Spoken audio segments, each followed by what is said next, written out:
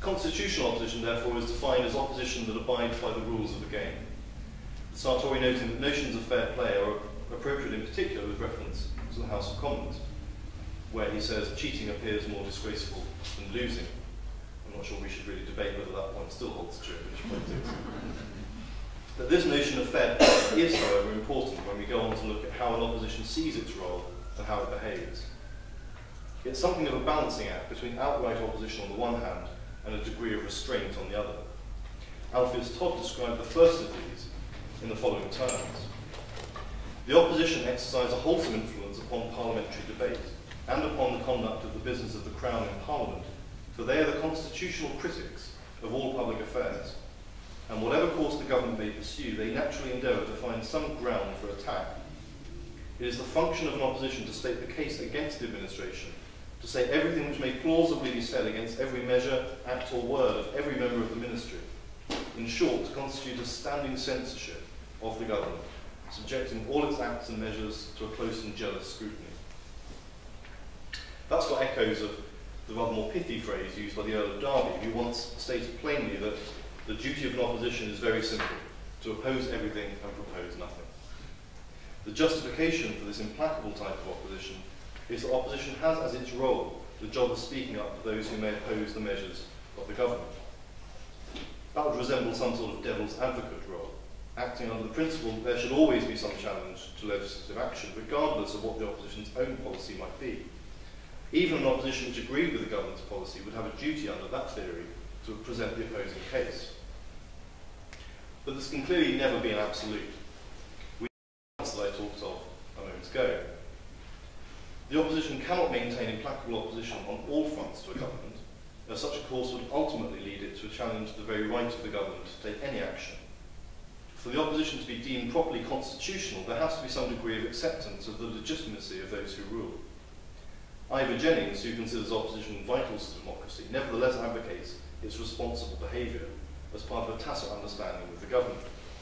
As he says, party warfare is essential to the workings of the democratic system, yet it will not function if carried to extremes. A government in control of both houses could effectively stifle the opposition. An opposition which would not accept the majority rule could make the parliamentary system unworkable. In practice, government is by consent and opposition by agreement. In part, no doubt, mutual forbearance is a good strategy. Experience has taught the British people that fair play is as necessary in public life as in private life. It has taught parties that parliamentary intransigence and electoral dishonesty bring retribution at the polls. But the real reason is that the parties, like the people, accept the necessary conditions of democracy. They accept the principle, that is, the majority may govern but may not oppress the minority. Government and opposition alike assume the honesty of the other.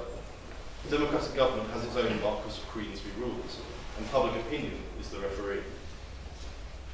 This accords with what we've seen others argue, that the game of politics is played by the rules, and the opposition conforms to that expectation. Ensuring that this can take place implies, and indeed requires, a division between two different sets of political issues. Firstly, those of political legitimacy and the constitutional framework within which the political system operates, and secondly, issues of political controversy that do not have an impact on the first category. Barker considers that model and its difficulties, noting that the distinction is to some extent artificial, even in the most complex states, and there will always be disagreement about the precise location of particular activities or controversies.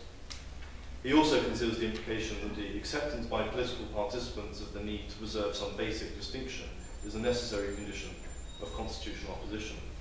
And he cites Lord Simon's view that our parliamentary system will work as long as the responsible people in different parties accept the view that it is better the other side should win than the constitution itself should be broken.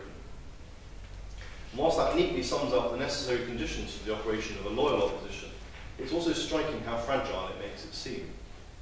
We tend to assume that our political system is fixed and strong, but we can see that it actually rests largely on mutual goodwill, built up and tested over a long period of time, but not guaranteed. So are there lessons to be drawn from that for the Middle East? Unsurprisingly, I believe that there are.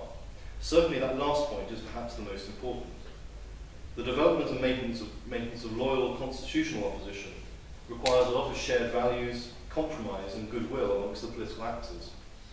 And those are qualities that are often notably lacking in the political systems of the region.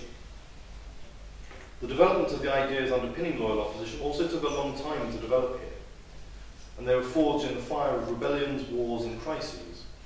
A big question I often ask myself is whether there's any realistic way of short-circuiting that process. It's tempting for those who involve themselves in democratic development work overseas to want to drop a fully formed, flat-pack constitution on a grateful nation and expect it magically to transform itself overnight into their ideal of a functioning liberal democracy. That idea has been pretty comprehensively discredited throughout history, and yet still we find well-meaning people and countries willing to give it a try. I've stressed all along that I'm not trying to fall into this trap of presenting Western solutions and models of government as the perfect solution for the Middle East. My work with the Centre has involved me and my colleagues in our project work in Jordan, Kuwait and Iran, and many discussion seminars about other countries in the region. But I know we've barely scratched the surface of understanding the complex challenges that all those places face. What I've sought to do this evening is to demonstrate how many parallels there seem to me to be between the obstacles and challenges that we in the UK face in developing a system of loyal opposition, and the obstacles and challenges that I've seen in the Middle East. I hope that by giving a detailed account of our experience here in the UK, other specific parallels will occur to those whose knowledge of the region is far superior to mine. And if there are lessons to be learned, I hope the Centre for Opposition Studies, and indeed the Foundation, can play its part in helping others to learn what they are. But achieving the conditions necessary for a loyal opposition to take hold will certainly be no easy task.